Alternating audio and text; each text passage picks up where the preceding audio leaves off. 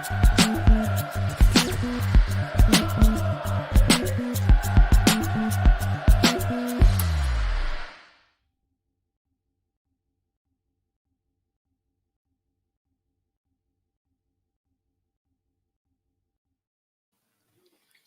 is the Royal Blue podcast. It is the pre-Aston Villa show, and we are live across YouTube and Facebook. My name is Ian Croll, and I'm joined by the Echo's Everton FC correspondent, home and away, Joe Thomas. Joe, how are things? Yeah, not too bad. Cheers. Looking forward to Villa.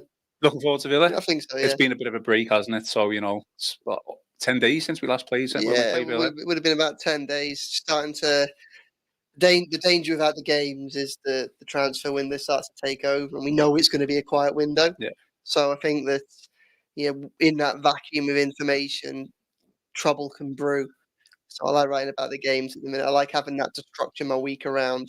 Villa's going to be a tough game, but I think it's going to be an interesting one just to kind of get a bit of insight into where Everton are on the pitch at the minute, because come out of that tough run of fixtures over the festive season, and I thought they played quite well for most of it. They didn't get the results, and the squad's at an interesting place at the minute when you look at Africa Cup of Nations, you look at injuries. Aston Villa will be an important opportunity to kind of see what the squad might look like going forward, and where the big holes are that need addressing, if there are any. Crucial for that is basically, at some point this week we'll probably get a little bit more insight to where Dwight McNeil's at, and that's a big part of the rest of Everton's season, I think. Okay, we're also joined by Conor O'Neill. Conor, how's the cold? You seem to be over it today, I think. Yeah, on the mend, I think is the best way to describe it. Tuesday, on the mend. I think that obviously the back half now and moving forward. Oh, good to hear. Good to hear. Okay, so today's agenda then, just in bullet points, I'll just read them out as we go on. So we'll briefly discuss Calvert-Lewin's red card appeal and the fact that we won. The latest transfer news and rumours. 777 latest plus plenty more. Just a reminder to like, follow, and subscribe to our Facebook and YouTube channel, the Royal Blue YouTube channel, and drop us a line in the comment section of this live stream, and I'll put the questions to the lads to see if they can answer them. So, Joe, just going to start then with the Calvert-Lewin red card. Rescinded. It broke Tuesday, around about 4 o'clock, if I remember. So basically, common sense has prevailed. Yeah, common sense has prevailed. It's the right decision. It's the only decision that they should really have made. I was a little bit worried. I thought that sometimes you get a situation where almost people have been asked to mark their own homework. A decision like that, where obviously Chris Kavanagh waved play on, but then VAR intervened. You do want to give them the discussion to Stockley Park, take precedent when they come to reviewing the situation. There might be a bit of a referees union that goes, well, this does raise a little bit, and if we just stop this picture at this precise moment, we can perhaps just about justify the decision. So it's a little bit of being concerned about that, especially when you think of all the decisions that have gone against Everton recently as well. It feels like the trend only heads in one direction, which I think is one of the big concerns, really, when you look at VAR. I know lots of other clubs and their fan bases have their own issues with it. Normally, the common retort from one fan base to another fan base is, when there's a bad decision, is things even themselves out over the course of the season or, over the past 18 months or so. I can't think of too many controversial decisions that have gone Everton's way and either been backed up or intervened in Everton's direction as a result of VAR. I'm struggling to think of any. Perhaps the only one I can think of is Dwight McNeil got a penalty in Nottingham Forest under Deitch last spring, and that was a little bit dodgy, but it wasn't a clear and obvious error to overturn once the penalty had been given on the pitch. And it feels like there's just been a cascade of shocking decisions going the other way. Dominic Calvert-Lewin being one of the worst, being the most recent of them. It didn't cost Everton anything in the cup that they managed to hold on. Still got the replay. Good draw for the fourth round as well. So a good incentive there to push on next week when Palace comes to Goodison Park. So fortunately, it didn't prove too costly, but still a decision that shouldn't have been made in the first place. It's an appeal that shouldn't have been necessary in the first place. All that's happened now. We can move on from it and just go. Calvert is fit for the next available for the next 3 games. No one suspended. That's a positive. But I still think we should be asking questions about VAR and the treatment of Everton by officials. I mean, just obviously after, the game, it just seemed like an unnecessary, waste of time for everyone, because although we hoped that it was going to be overturned, there was obviously still doubt. We don't know what's going to happen, but massive relief now that Calvert-Lewin is available for the next 3 games as long as he's fit. Yeah, I think what Joe said is right, in the sense of, I think any football fan, if you're not an Everton fan, you think, well, I want to get sent off, and that's surely got to be rescinded.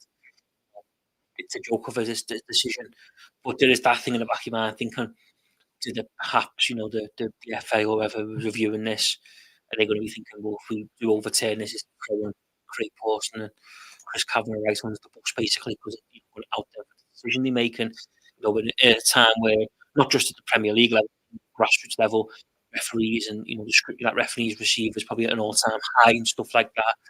They're thinking, it's one of these where they stick with the decision, they'll find a way to justify why the red card was given. That hasn't happened. Obviously, thankfully, common sense has prevailed, and we've been saved a little bit. The biggest justice that night was that Everton stayed in the club. I think if Everton would have went out after that sending off, then it's a double whammy.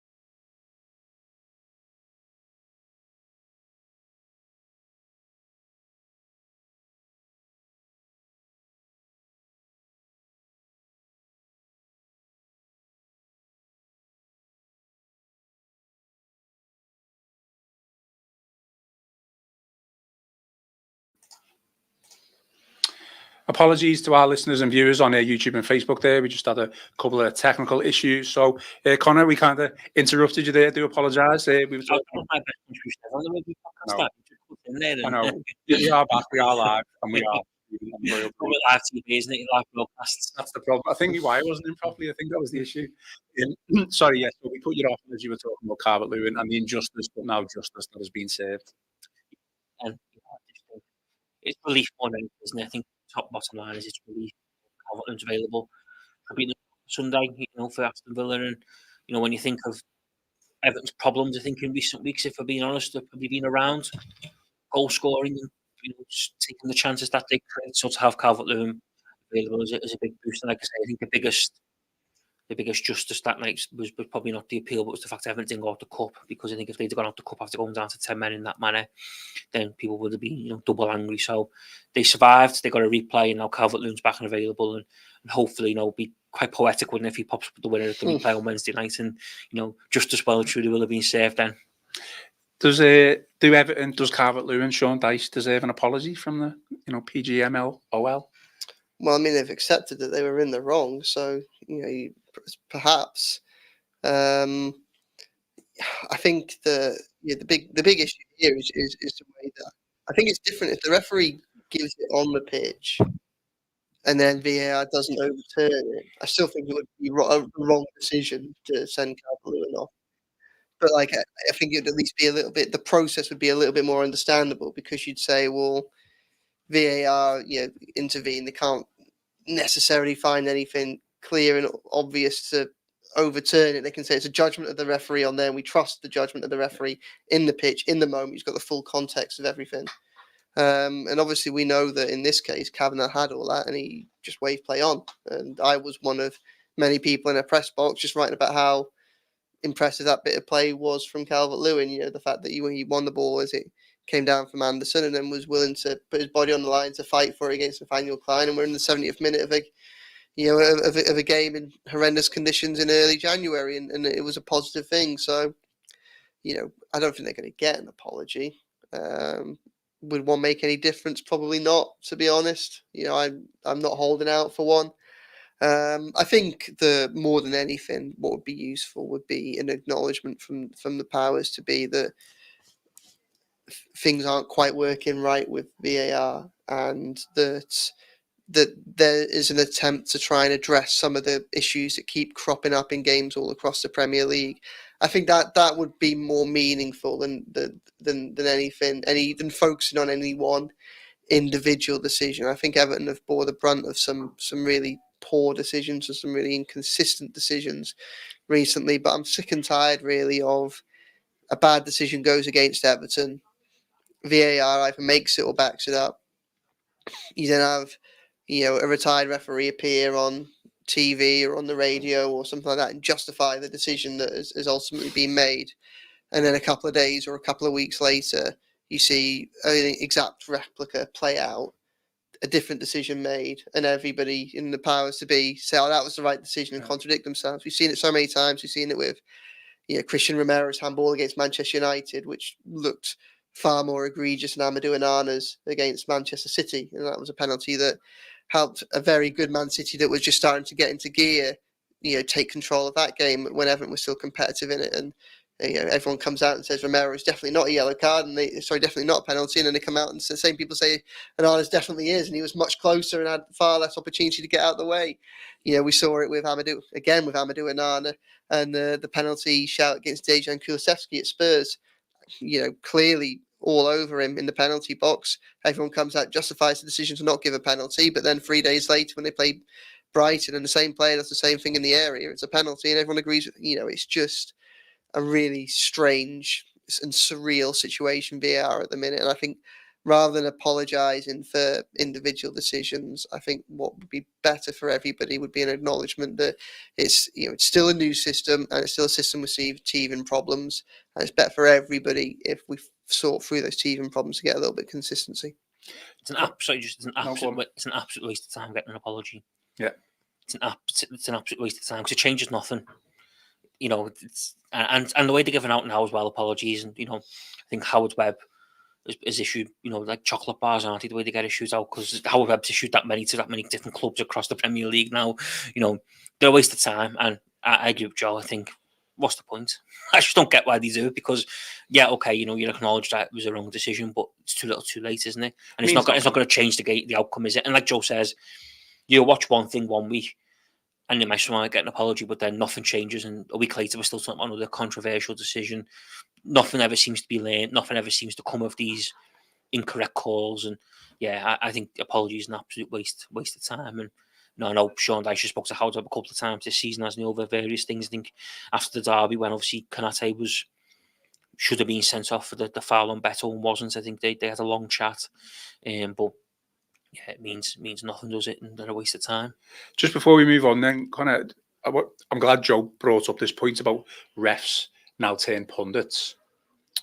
Don't get me started on them. To be fair, what credibility did he have when they used to be referees? When they're saying the exact same incident is not a penalty, but we're referring to the Spurs United one, aren't we? If you were earlier on in the season, the handball was it Romero, and then the Onana one penalty. There's one more recent, isn't there, than that? You know, I was Odegaard's around field, not a penalty. Yeah, but Onana's is 4 days later. Now, okay, people say, well, Odegaard was falling. It was still quite close to him. His hand touched the ball. Onana's 2 yards away, and the ball gets blasted at him, and he can't do nothing. He can't get out the way. You know, it's like you'd have to have some instincts and agility to get out the way of it. There's no difference, and this is that's what Dyche was saying after the game. He was saying that if there was any degree of intent from Onana there, then it's incredible. Yeah. It's. I just think, like, I know, like, the referee, we're probably gonna, I'll name him. We're probably gonna talk about Dermot Gallagher, isn't it? He does that every Monday slot on Sky Sports News and stuff like that. And I just think with that now, we're at a point where ultimately they're just doing that because it's one big club, isn't it? Referees. I think, Mike Dean is another one, isn't he? He's just Sky now, and he's been quite, defensive for referees. I think it's obviously a bit of a club, isn't it? They like to stick up for each other. And it is a hard job, don't get me wrong, at all levels, like I said earlier. We can't ignore some of the grassroots stuff that goes on around referees, and that we should never. You can't justify some of the hassle and grief that them people get.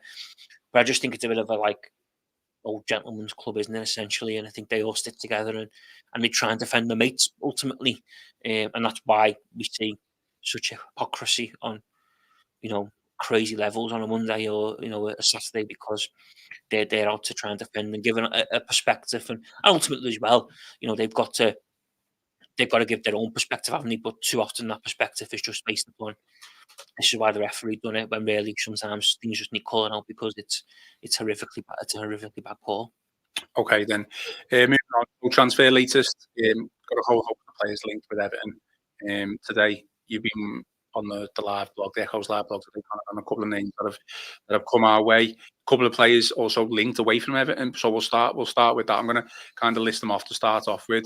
Joe's told me to start with you with Danjuma. So just for context, according to French publication L'Equipe, Danjuma has agreed personal terms with Lyon for a loan deal. Obviously, his loan with Everton hasn't even been terminated or anything yet. So can you tell us a little bit more on this situation? Yeah, I mean, I know the Echo that Everton, basically the ball is in Everton's court now to decide what they want to do, whether they want to cancel Danjuma's loan, accept that he'll depart the club. Lyon and Villareal are in talks, negotiations. They're going quite well, I believe, in terms of a loan deal to take him to France for the second half. Well, what will be the second half of their season. There's been also expect as well there'll be no obstacles in the way of Danjuma joining Lyon in terms of personal terms and around wages and stuff like that. I think that will all go swimmingly quite well. That basically, I think Danjuma is growing frustrated with his lack of game time in the first half of the campaign. Obviously, I think he's made 17 appearances so far this season. A lot of them in recent weeks have been off the bench. It's been very stop-start for him. I think he would like to stay at Goodison Park. I think for the second half of the season, if he was guaranteed game time and he was going to be in Sean Dyche's plans, in the forefront of his mind, I just think he looks back on what has become so far this season and is a little bit sceptical that that's not going to be the case. And obviously, he's actively, his agent is actively involved in negotiations with Lyon and Villareal over a loan deal that'll take him there. But ultimately, as things stand, the ball is firmly in Everton's court because it's up to them whether they want to agree to let Danjuma go. It's going to be a tough one, I think, because I think there's a lot to be made of Danjuma in the sense of I think he can still play a part for Everton. I'd be disappointed to see him go. Obviously, McNeil's injury, we don't know how bad that is. I think that could come into the thinking a little bit around Sean Dyche and Everton. But ultimately, you've also, on the other hand, got a player whose agent is negotiating with other clubs to try and get a deal over the line, which suggests that he doesn't really want to be at Goodison Park moving forward. So do you really want to keep a player who quite clearly doesn't really want to be around the place? It's all very messy. I think it's safe to say more than anything. I don't think this is a particularly good look for Danjuma, that he's ultimately working on deals elsewhere when Everton haven't actually given the green light to go. But I think this is one that will play out in the days and weeks to come, because I think Sean Dyche should be asked about it tomorrow, but he'll probably play it down. But I think a lot personally depends on Dwight McNeil and his situation, because I think if he's going to be out for a period of time, whether that be 4 weeks, months. Obviously, we don't know.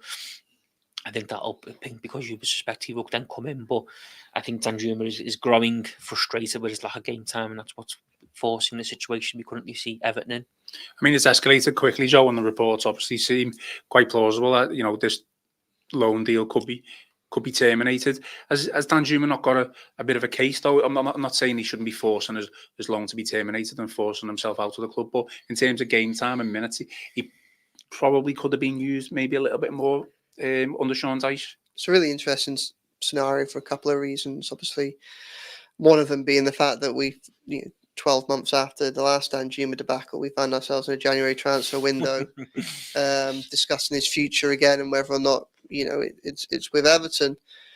I think what you just said there is probably something that's worth bearing in mind. The fact that this has escalated quickly. Now, I asked Sean. I mean, the rumours about Villareal being unhappy with his minutes have been around for a while. I asked Sean Dyche about them just before the Tottenham Hotspur game, at which point he told me that nobody had made him aware of that there were any concerns of the amount of the minutes that Danjuma had been getting. That's what he said on the record at the time. Now, this week, these talks seem to have been turbocharged, and obviously there's been, his agent was actually on TalkSport on Tuesday talking about these conversations. And I think something that's probably worth bearing in mind as we discuss this is that we're almost a week on from Dwight McNeil being stretchered off against Crystal Palace. And since then, the rumours over Danjuma's future have grown rather than quietened. And you would think that if first team minutes were the be all and end all, then they probably would have quietened after McNeil got stretchered off, whilst everybody waited to see what happened. If he's happy at Everton, then and all he wants is minutes, then you'd think maybe he'd just hold back and see what the extent. And obviously there'll be far more knowledge within Everton's camp as to where they are with McNeil than there is obviously publicly. You would think that they have a very good idea what it is and how long he could potentially be out for now.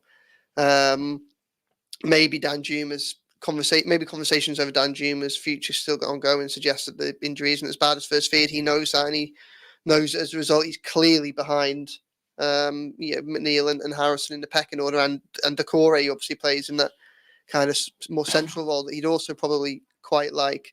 Or the flip side is that he isn't actually that happy ever, and he would quite like to try something. And obviously, Lyon aren't having a good season. They're not a team that are doing particularly well in France either. So it's central to all of this is it has to be resolved quickly. I think that's a lid has to be put on this very quickly. We can't end up in a situation where this rumbles on for 2 weeks and we get to the final week of the transfer window still not knowing whether Everton have Danjuma for the rest of the season or not. The squad is too thin. They need to come up with alternative ideas if it ends up being that he is going to go, or they need to be settled in the knowledge that he's going to be playing and is happy to be there for the rest of the season, because it's too important for anyone to mess around on that. I do think he's probably got a little bit of a... I started that one way. Maybe I'll correct myself. Harrison and McNeil deserve to have been starting for Everton throughout the run. They have both been integral to the positives of Sean Dyche's progress this season. That 3-month spell, kind of going through October, November, the first part of December, that was achieved with Harrison and McNeil on the wings. The good form that by right should have Everton in mid-table. So I don't think that Danjuma can necessarily put his hand up and say, I should have been playing those games, or I deserve to be ahead of either of them in the pecking order. I think that even more when you look at the opportunity that he had against Burnley in the Carabao Cup, and that was a poor Burnley side that were played off the park by Everton, but Danjuma started in that game and didn't particularly impress. Mm-hmm. That was an opportunity for him. So I think when you put all those into mind, I don't think that he can complain too much about a lack of opportunity, certainly in terms of being considered in the starting 11. Where I think he can be frustrated is I don't think he started that season that badly. Obviously, he had an injury as well. You look at that week before the first international break, he helped change the game with Beto and scored one of the 2 goals against Doncaster Rovers that kept Everton in the Carabao Cup. He went to Bramley-MOORE that weekend and scored in a reasonably decent performance, as Everton got a draw that they certainly could have afforded to have lost that game. And he lost his place in the side because over the international break that followed, you had Dwight McNeil and Jack Harrison both came back from their long-term injuries and both started the game at West Ham that came after that break. So he's perhaps been a little bit unlucky in that respect, but since they've come back into the side, they've done more than enough to hold on to it. Where we go from here is a difficult one. There is no way that Danjuma can be guaranteed minutes unless McNeil, his injury is substantial and serious. And if it is substantial and serious, if it is more than 4 weeks, and it takes us towards the springtime, Everton can't afford to lose Danjuma. They will not get a player of the quality of Danjuma as a replacement for him this season, for the rest of the season, if he was to go. But obviously the problem that they have to weigh up is if it's an unhappy Danjuma, then it becomes a difficult one. If it's a Danjuma that doesn't want to be there, then, at that point, there's probably an argument around, cutting the cloth and just moving on. And, what we're on 11th of January now, you've got 20 days to try and sort out and find a replacement. It's a messy one. It's another mess involving the same player that caused a big mess last January. It's not easy for anyone. I can understand why Danjuma's unhappy. I can understand why Danjuma believes he should be getting more minutes, but I can also understand why he hasn't been getting more minutes. The Dwight McNeil injury potentially presents everybody with a happy solution if Danjuma's happy to be at Everton if he's playing. That's probably what it comes down to. How badly is McNeil injured? And either way, is Danjuma actually happy on Merseyside? Can Villareal just cut short the loan because we have paid the fee for this? Well, Everton, obviously, the one fee that they paid in the summer up front was the fee for Danjuma.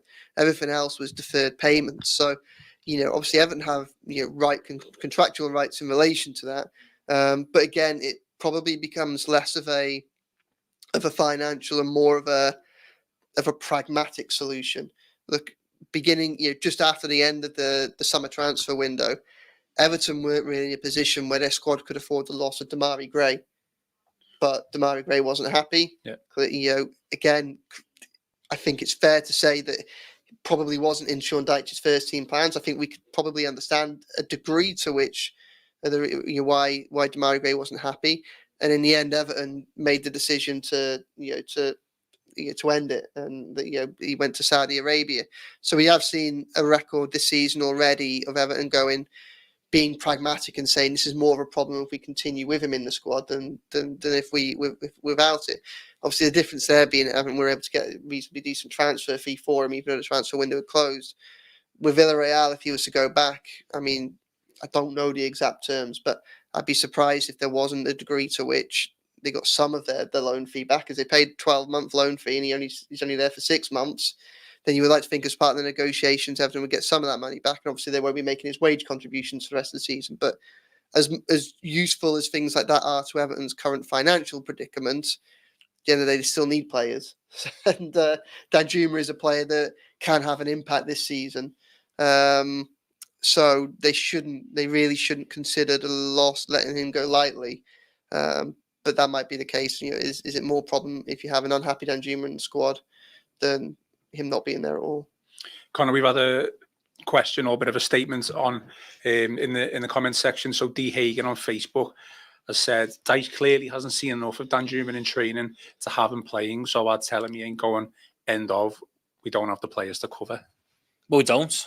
That's the top bottom line, isn't it? They don't have the squad to cover, do they? It's a threadbare squad. Me and Joe spoke, I think it was just before Christmas, in the middle of December. And it was during the run when they were winning games, and everything looked quite rosy. And you're still in the back of your mind, I think, of 1 or 2 injuries and maybe a suspension here, and things could get tough because it was a very threadbare squad that was relying on a lot of individuals playing a lot of football. And when you look at that Wolves game, that felt like the combination of basically 8 or 9 individuals who've had to play every game in the month of December because Everton don't have the squad to make changes. Perhaps Sean Dyche doesn't trust some of the players who come in and do a job in place, and they look tired and they looked fatigued, and they paid the price that day because they were well beaten. And the only good thing was that it was only 3-0 because it could have been a lot more. And that's the thing now when you look at this squad. McNeil, you think of last Thursday night. You're looking at that. McNeil gets stretched off. Calvert-Lewin misses 3 games. Decore was still a little bit, unsure on when he was going to come back. Obviously, just the guys now did that for Cup of Nations, and all of a sudden you're looking and thinking 1 or 2 more injuries here, or even slight knocks, and you really are on bare bones. Which, for a club that is one position above the drop zone, is not a very good position to be in, is it? And I think if Everton, obviously a lot made about the 10 points, but if they had them 10 points and they were sitting a little bit more rosy in the middle of the table, you think, well, maybe Sean Dyche will think, no, that we can make a few gambles here, but you don't want to be getting into the February, March, and we're in April, possibly still in the same position we're in now, or a few bumps above the drop zone with a threadbare squad, with people having to play every game. You'd like to see a bit of a squad. So that's why I certainly would be disappointed if Danjuma went. And I think as well with Danjuma, he's actually shown signs of promise in recent weeks. I think he's actually done quite well. Really he's done really well. Palace, I think, you come on against Tottenham and nearly scored. And, another day that shot bounces over the line when it bounces down. So I think he's done well. And I think he's got better. So I'd be disappointed if he is allowed to go. But like I said earlier, I think it's going to be an interesting one, because if you've got a player who doesn't want to be there and his agent is actively, touting him around for a move elsewhere, and that's the unknown. We don't know what Danjuma's personal thoughts are on this, but they are clearly central to this discussion. I think. And another thing that I think is also important when you look at the squad is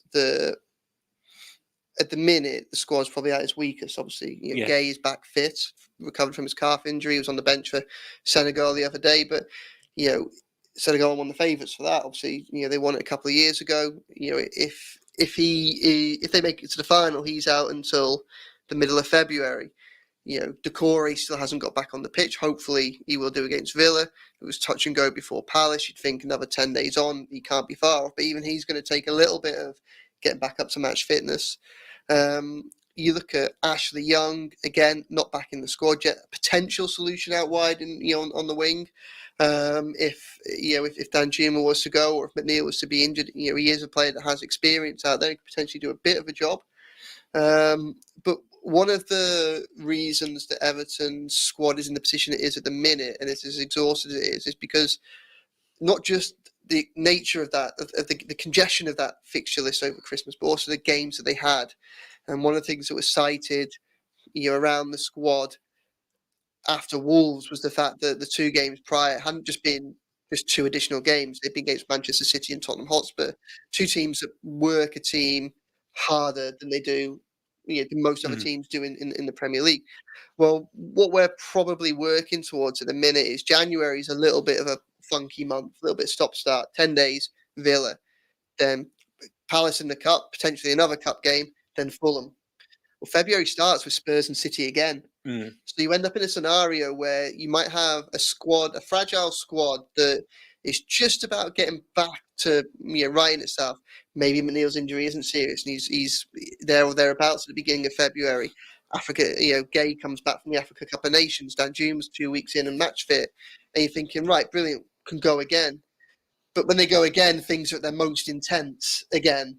And the danger is that ends up in a situation where Everton then feel the consequences of that far sooner into the second half of the season than they did the first half of the season. And that's when a limited squad is an issue. And that's why they can't really afford to let Danjuma go unless they've got replacements lined up. But I don't think that there is an adequate replacement out there. That any replacement, that any person that they can get in to replace Danjuma, if he was to go, is a gamble. Yeah, it's almost certainly going to be either a young player who has a lot of promise but hasn't had a lot of first team minutes, and they're gambling that he will take any exposure and use it positively, or it's an older player like Danjuma who has shown it in the past but hasn't shown it for some time, in which case, can they turn it on at Everton or not? And that's a little bit of a gamble. And what Everton need to probably do over the next 3 weeks is, we know it's going to be a quiet month of principle. We know that the aim is to build towards the summer, when that's the real transition can take place with the squad. We know it's all about sustainable and sustainability and financial maturity and fiscal responsibility. But we've seen so many times over the last 2 years that you just can't gamble on everything going right for Everton. For all the bad decisions that have been made off the pitch, and some of the bad decisions that have been made on the pitch, it's a club that's had an awful lot of bad luck over recent years. You can't assume that things are going to get better at the back end of this season. And what Everton don't want to do is end up in a scenario where, we'll talk about it in a minute, play Villa at the weekend, very good Villa side. They Fulham at the end of the month. Dyche's kryptonite. 3 times they came to Merseyside and won under Dyche in 2023. Difficult team for this Everton side to play against, and this Everton side to play against. You then go into Spurs, you then go into City. Difficult games, aren't they? So it's what you don't want to do is end up sometime in the back end of February with Everton having not quite pulled away from the relegate. Know they're so much better than where they are in the table, but we have to deal with the realities of where they are at the minute. Everything about the next few weeks has to be about protecting what they've already got. They've got a mid-table squad that's capable of putting together mid-table results. Haven't got that in the table because it might get some points back, it might not. But they don't want to be complacent. They can't think that the job's already done, because there's a chance Burnley and Luton move closer towards Everton over the next 3 or 4 games, and then Everton will hopefully push away. That only really works if they've got a squad there a squad of players that can achieve that. And if Danjuma goes, if McNeil's injured, then all of a sudden those things become a little bit harder to do. I think as well, it's just worth adding anyone they can bring in who want to play football this season. I think Dyche should be in particular on how he sees players have to be at a certain fitness point to get it. You think of Calvert-Lewin, you think of other players who've come back into the squad who've been injured. He's always been quite vocal in, well, they're fit, but they're not fit enough to play in my team. Anyone who comes in, is going to be like Joe said, it's going to be, if someone that's older, it's probably because they haven't had much game time over the first half of the season, Danjuma essentially, or someone young who probably hasn't played in the Premier League as much, maybe played Premier League 2 football, but again, that's a massive step up, and that's a gamble as well, because they probably won't be anywhere near the level that Sean Dyche expects from his players. It's just such a tricky one for, we're a couple of steps removed from it here, and we talk about it as if it's easy, and of course it's not easy. And if you look at it from, if you're Kevin Farwell and you're sat there and you've got a tight budget and you're looking at that side, you're thinking, well, the first half of the season shows that it should be fine over the second half of the season. They could go and beat Villa. They've already beaten them before this season. This is a side that's shown it can beat most teams in the Premier League. They could go and beat Villa. Dwight McNeil might not be seriously injured. Danjuma might stay. Calvert-Lewin might get a goal in the Palace replay, and all of a sudden the drought's over and he starts banging. And all of a sudden everything's right and you haven't had to spend a penny. I'm loving Joe's positivity here. Yeah, well, that's what. But this is the difficulty. It comes out to my negativity in my previous rant. It's a toss of a coin as to Everton being having Luton and Burnley on their coattails after a really difficult next 4 games in the Premier League, and having a squad that's suffering from injury and suspension. It could so easily be the other way, and Everton could be 5 or 6 points clear without spending a penny in January. And these are the decisions, and this is the context in which Farwell and Dyche have got to make decisions, and it just must be so difficult. Obviously, the biggest one in all of this is Dwight McNeil's injury, and they'll have a far better idea than we do currently on that, and that will shape everything.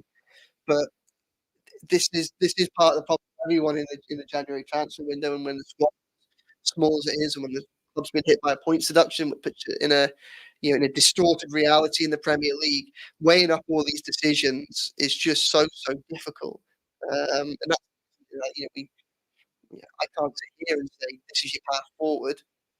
So it must be very difficult for them of actually making the decisions in the first place. Just looking ahead to Everton's next run of fixtures, I remember after the City game, obviously a defeat there, and then previously that to Tottenham. Looking at the next 4, and then my heart sank when it included the next 2 after Wolves and Everton. It included Tottenham and Manchester City, and I just thought it's never ending. But I'm going with your positivity, Joe. To be honest, I'm going with that. I think we should end the podcast there in that positive note. We've got too much. I didn't think I was being that positive. I was just saying that there were two very different scenarios that could play out here. One was very positive, one was very negative. There's a point between the two. Okay, well, let's come back to transfer, because, like I say, you've been on the Echoes of Everton live blog today. I'm just going to reel off a couple of names that you've mentioned in the live blog. So, Southampton striker Shea Adams reportedly wants to buy 3 Premier League clubs. Are Everton one of them? We don't know. They did want him in the summer. They obviously negotiations, bids, etc., but never ever quite got over the line. I don't see how Everton would want him right now. I think the fee, you'd have to pay Southampton the fee. I think his contract's up in the summer as well. He's a free agent. So yeah, you mentioned that. Yeah. So, and obviously they've got Beto, Dominic Calvert-Lewin, Yusuf Shimiti. I think he perhaps would have been signing Everton might have made us a better one. So we think got him over the line when it was, first touted around. We obviously reported on some of the interest and whatnot. It didn't happen. Everton obviously went and got Beto in. Yeah, I don't think Everton will be one of them clubs as they stand right now. I just don't see how he would be in a position to pay a fee for him. That's Southampton would naturally want. And where he would fit in, all of a sudden, he then got 4 strikers when probably there's other areas of the pitch that needs addressing. Yeah, quite strong now up front, aren't we? That was also a question from Eugene McGeever on YouTube. He said Everton should sign Shea Adams. So, unfortunately, Eugene, it may be one that doesn't look like it's going to happen. Joe, so obviously, Onana has been very much in the media. Reports linked him with Arsenal. This past week, we'll get your opinion on that and stuff. But apparently, former club Hamburg said to be keeping a close eye on that because they benefit from an Everton sale of Onana. Yeah, well, just on Che Adams, he's a player that we know the club have been interested in for some period of time. But just like Everton have been perennially linked with Che Adams, they've also perennially not got him. For whatever reason, whether it be Southampton, whether it be Everton, whether it be the player, it's a deal that's never got over the line.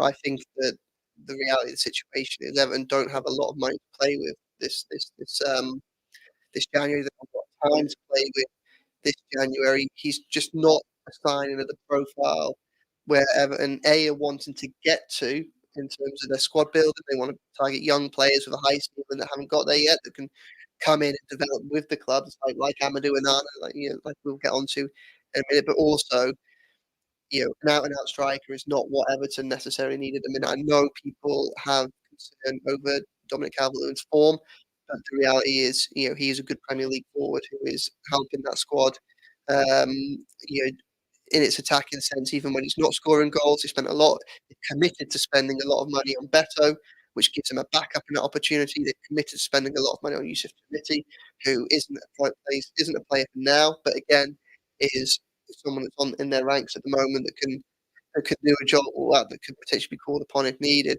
The reality is, Everton probably, if Everton have Everton's attention in the transfer market right now needs to be focused out wide and in the midfield. They're a winger short, even if McNeil is fit and even if Danjuma stays. They're still a winger short. They wanted to keep all the Damari Gray once they got to transfer window, and the transfer window he stayed, and Alex Iwobi had gone on deadline day. So a winger and centre midfield, because we've seen what happens when Corey gets injured. We see how much weaker that makes us at the side. Andre Gomez potentially offers a little bit of a solution on that front, but again, can you trust Gomez's body to get him through if he's needed for 4 games in a row in the middle of March? I don't know they can.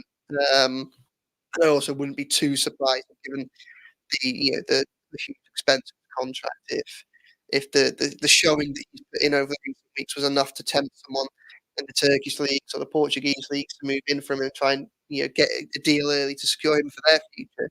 I wouldn't be that surprised to let him go, or to at least be willing to listen to offers, because the money that would be saved for a player that Dyche hasn't seen a lot of isn't in their first. He isn't one of the first 3 centre midfielders in that 3-man centre midfield. Another interesting one, written extensively about this. Look, Arsenal have been interested in Amadou Onana for a long time. He's been on their radar. The interest is genuine. They're obviously not the only ones, but they're probably the ones or one of the clubs with the most substantial interest in him. Would they move from this January to being mooted? At this present moment in time, it's highly unlikely. Arsenal are a club that are well aware of where they fit in within their own and sustainability rules. Spent about £200 million in the summer. Their concern over not over where they are, but where they might end up being in relation to those rules was the reason that they paid a loan fee up front for David Raya rather than sign him in the summer on a permanent. They still haven't triggered that yet. So the position with Arsenal, I think, is that they would need to be very confident they're going to sell some of their fringe players before they could then be really proactive in the transfer market. There are players they can sell, like Freddie and Nketiah, Emil Smith-Rowe, and a few others, Nelson. Good players that have come through their academy, and there is genuine interest from other Premier League clubs. And it's not as if they would need to recoup all the money that they would then need to spend on Amadou Onana to deal, because they players that come through the academy, all the money would be profit. And it's one of those where you get the full book value, you get the full value of the deal on your books straight away, even if you only get a small amount of it up front, or you get it in installments. So that massively powers you when you come to then signing players, because it's if you pay £50 million for Amadou Onana and you do it over 5 years, it goes like £10 million a year rather than 50 in the account. So that helps. But those deals have got to happen first, or they've got to at least be confident they're going to happen before Arsenal have more spending power. For Arsenal to then go for Amadou Onana, they have to work out where their preference is. And at the minute, whilst they're trying to hold firm and say this isn't the case, watching them against Liverpool at the weekend and watching them over as their title challenge has stumbled a little bit over the Christmas period, feels very clear that they need a striker, particularly if Eddie Nketiah is one of the players to go. So I'd be surprised if they were to move for a central midfielder ahead of the striker if it was they did have money. So again, I think a lot needs to probably happen before that was a deal that was to happen this month. I'm not saying it can't happen. Third thing that needs to happen is Everton need to climb down from their value. Even if Arsenal do sell players and things like that, Amadou Onana mid interest in the summer. Everton benchmarked him in the Moises Caicedo deal. That was a deal for £115 million package from Brighton and Hove Albion to Chelsea. Everton's perspective is, well, Amadou Onana are the same amount of Premier League games. He's roughly the same age, played international football as well, and he's actually captained Belgium, the Belgium senior side as well. So they see that as a comparative deal. But they would probably, now that's not me saying that they would hold out for that money. They probably have to come down a fair bit from that. There is probably a fee that's lower than that they'd be willing to accept. But Arsenal's still going to get there. And when you add into things like the whole point of Amadou Onana is, one, that he progresses with the club and helps the club progress, but that the idea is that when he does move on, Everton sell him at profit. It's around £35 million a deal, isn't it? Lille have sell-on clause.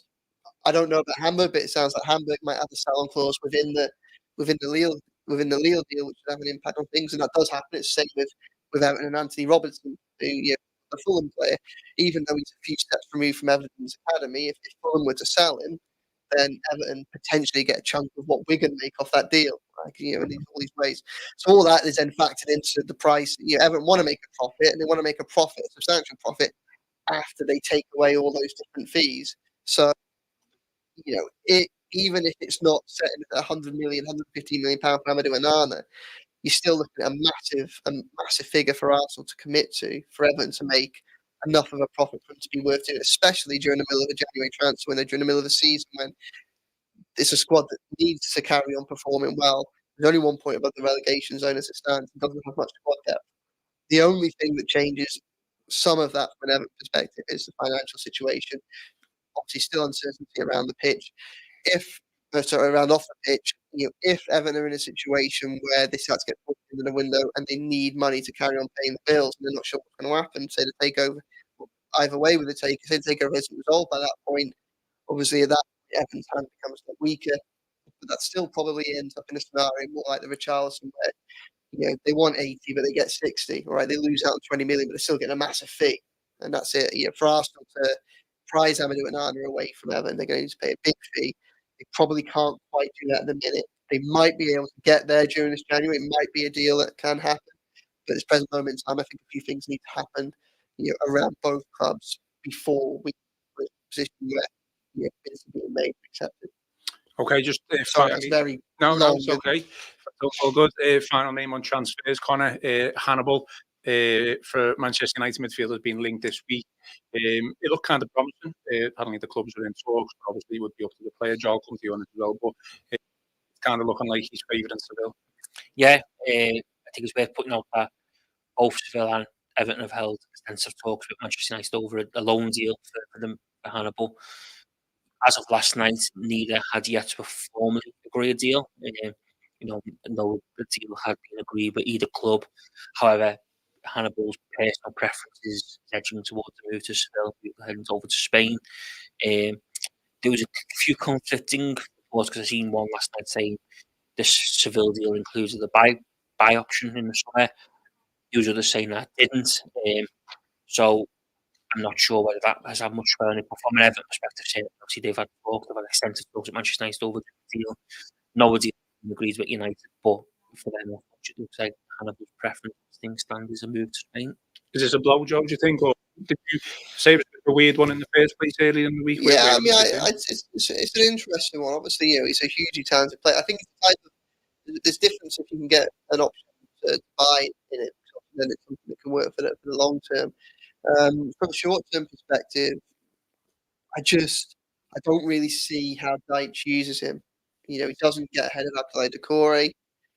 He doesn't get ahead of a fit Neil or a fit Harrison. He's a player that helps the squad, and that's good. But one of the issues that we've got, and probably part of the background to the Danjuma discussions and his potential unhappiness at Everton, is that it's like a minute. Deitch doesn't make a lot of substitutions. So if this is for Manchester United, if this is a development loan, put them out, and they like to send development loans to Premier League clubs where they can, because if they see a pathway into their first team, then what better way to prove that you deserve a place there than going in the same league, performing well? And that's a position where Everton could obviously be it's something that Everton could offer that Sevilla can't.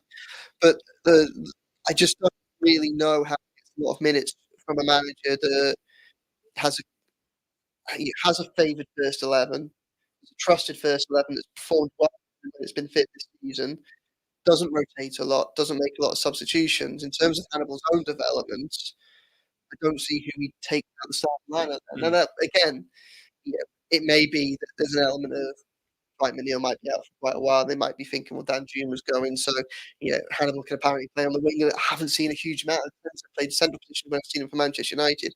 Maybe that's the idea, that there will be minutes available for someone that can come and play and help out on the wing, and that can perhaps be part of it. But he's a player that I was surprised when he got linked with Everton. He's a player that is clearly talented, and the more options Everton have, the better. That would no doubt strengthen Everton, even if he was, only to come off the bench every now and then and be a squad player.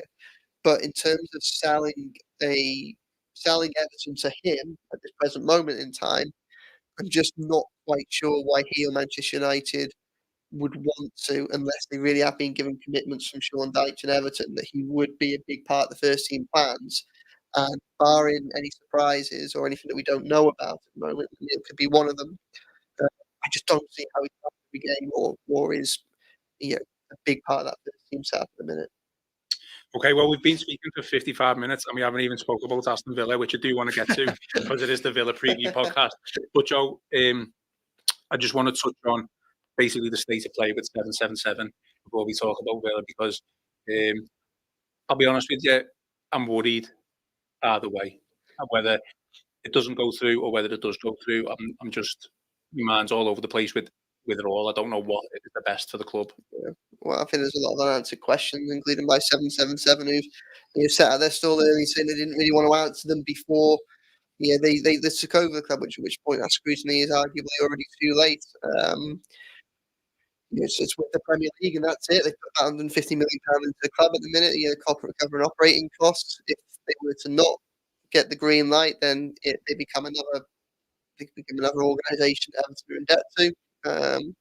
They do take over the club, and that essentially becomes equity in the club. So, but there are more troubling reports about them and some of the clubs that they've been linked to over the course of recent weeks, and some of the other businesses that they've been linked to. There's still a lot of digging that needs to be done around this. The reality is that, and you're right, I don't think it's particularly clear what the best case scenario is for Everton at the present moment in time. Is they need to find stability, and when you look at what's going on at these 777 clubs, it's not clear certainly not clear they come in and immediately provide stability. But obviously, it depends what it's up against, and it looks, for all intents and purposes, that Farhad Moshiri is keen to wipe his hands at Everton. So there are other people that are interested. I mean, the Echo reported long before Christmas that there were other American groups that were keeping an eye on this. But at the minute, it very much seems to be like they are groups that are looking to take advantage if the deal falls through. Yeah, I just noticed a question. So D Hagan on Facebook said,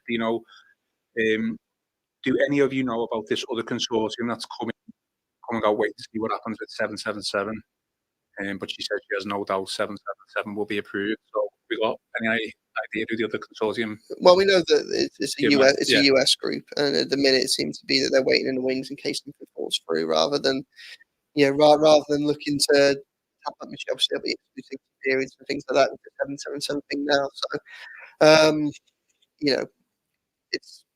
there's a lot up over here. I think all we can. I mean, it's quite ironic that we end up in this situation, but the reality is that this is all in hands of the Premier League, and we can only hope that the Premier League do thorough due diligence and check everything with rigor and come up with the right decision based on everything that they know and we don't know, and might find some of it out over the course of time in terms of their finances, in terms of their suitability as owners.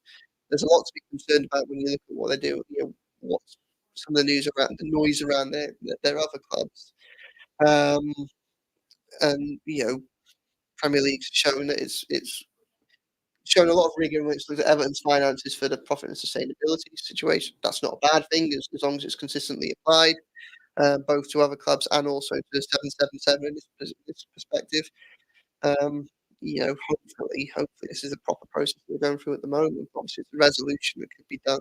Everton could do with some certainty and some stability either way on this, and ideally that'll come sooner rather than later. Okay, Connor, let's talk football. Villa on Sunday. What have you made of Villa so far this season? Obviously, fantastic. Are they in the title race? No, not in the title race. They are at the minute, obviously, but I don't think they'll be there April or May. I think if we do have a title race between Liverpool and Manchester City, I think they'll both be the course. But no, really impressed with Villa. I think Unai Emery's done a really good job. I think when you come to go to Summers last March, early April, and they were really good that day, when you could see that clearly he was stamping his authority on things, and had them playing in a certain way. Obviously built on that after that full pre-season, a full summer transfer window. Yeah, they've done really well, had some really good results, and this will be a really tough test for Everton, a tough game, because Joe lose to the cup game there, which Everton obviously won the Carabao Cup game.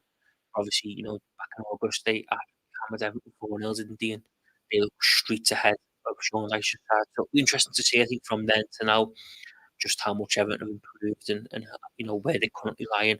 It'll be a good benchmark, I think, because obviously Villa are one of them clubs who I think we used to come Everton want to try and emulate in terms of being in that top 6, top 7 picture, and pushing the so-called big 6 and giving them a run for the money.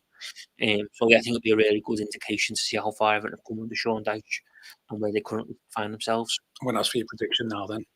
Prediction? Yeah. 2-1 Everton. Positive. Like it. Joe, got to kick off the new year right, haven't you? I mean, yeah. I feel like obviously we had the momentum, didn't we, with the 4 games in a row that we won, back in November, December and stuff like that. Feels like we've lost a little bit of that now. Mm-hmm. Obviously, we've had a couple of defeats, and then we had the Palace draw, overshadowed by the Calvert-Lewin red card. We've got to get momentum back now, haven't we? Because, like you said, this is a hard game, but we've got even harder games coming up, really. Yeah, it's a good game not to lose. Yeah. It's not like a stupid thing you can say of every game, but it's momentum does matter. We saw at the start of the season where Everton just couldn't quite get that win for a while, and the pressure started to build. And then, we saw how good it could be at the beginning of December, and how difficult it could be to overcome towards the end of December when they went that run. The games coming up for Everton are difficult, and it would be good to set a marker down and take a little bit of pressure off going ahead of them. Obviously, the same game week is Burnley against Luton, so if Burnley win, then they can close the gap to Everton a little bit. If Luton win, they could end up overtaking Everton if Everton don't beat Villa. And it's just a reminder as to where the point deduction leaves Everton, really, and how it's a lot more precarious than it should be. If Everton was sat there 11 points near the relegation zone, you'd say, oh, well, it looks like a bit of a tough month, but they can get through in the FA Cup and get a few injured players back to full fitness. And after this little run, then, they can go for it again, and they can do all of that, including operating the January transfer window, safe in the knowledge that they're probably not going to end up in a relegation battle. Things are a little bit more uncertain at the minute because of that deduction. And this would just be a really, really handy game to reaffirm to everybody that this is the Everton side of November and early December, and not the Everton side of August or late December. and that would be really handy, I think, against Villa. It's going to be a tough game, but they are beatable. And we spent a chunk of this podcast talking about how difficult the next 4 games could potentially be. Well, put my hands up. I spent the first 3 months of the season talking about how Everton needed to accumulate points in those early games to protect themselves in December, and they went and won the first 4 games, absolutely trounced Newcastle, played them off the park, and overcame Chelsea, and got a great win at Burnley, and with a better side against Forest. So what do I know? We know that this squad is as capable of getting 10 points from these 4 games as it is from getting 2 or 3. If they get the first 3 of them on Sunday, then that'd be huge. Prediction then? I think 2-2. I think it could be quite an entertaining game. And yeah, I think Everton will give it a go. I think they can cause this Aston Villa side problems. They've shown that in the past. The way they've caused other teams problems, but I do also think that Villa will, cause Everton. I don't think Everton keep a clean sheet in this game. I think 2-2. I think 2-2 would be a good starting point for this next part of the season. I'm going to go 1-1. I just think it'll be a tough game. I'll go for the draw, same as you, but I think it'll be 1-1. Connor, you said 2-1 Everton. 2-1, didn't you? So yeah, positive. I like it. Well, we'll finish it there. Apologies if we didn't get to your question in the comments section. We have probably gone longer than we would normally do, but there's been so much to speak about. Obviously, there's never a dull day support on Everton, covering Everton. So obviously Villa Sunday, Cup replay Wednesday. So there'll be plenty more podcasts, plenty more videos on the Royal Blue YouTube channel, on the Echoes Everton FC Facebook page, plenty of content on the Echoes website as well. So lads, thanks very much, and we'll be back again soon, no doubt, at some point in the near future.